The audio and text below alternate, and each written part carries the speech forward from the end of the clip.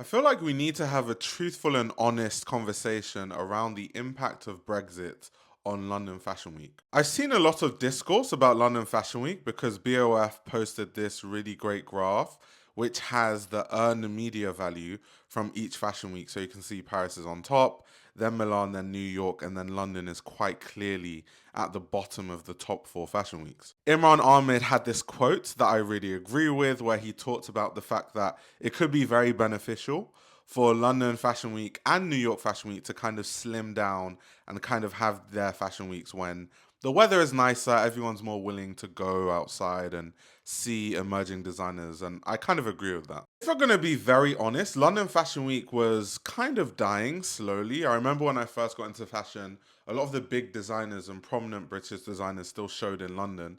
But as time has progressed, I have seen more and more that designers, once they get any sort of noise, they're moving to Milan or they're moving to Paris. It's also quite a normal practice for everyone to go to Paris anyway, whether they're showing there or not, because it's beneficial to have a showroom there.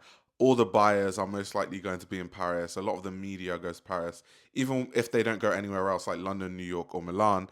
So everyone still ends up in Paris one way or another. However, the reality is a lot of fashion professionals just aren't really in London anymore. A lot of them left after Brexit, and for good reasons. I mean, within the extra tariffs for certain businesses and that not really being beneficial, to the extra paperwork and work visas needed if people want to work in the fashion industry in London for extended periods of time.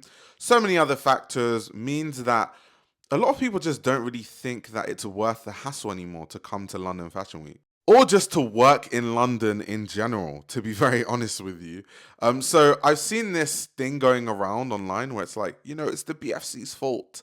They're the reason why they need to work harder. That's why London Fashion Week is dying.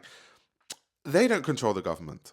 I just have to keep reiterating that because, they can only do so much if the government puts all these roadblocks in their way. Now, all of that being said, I'd really like to know how you think London Fashion Week, especially, can get out of this rut and what needs to happen for us to see London Fashion Week going back to the glory days.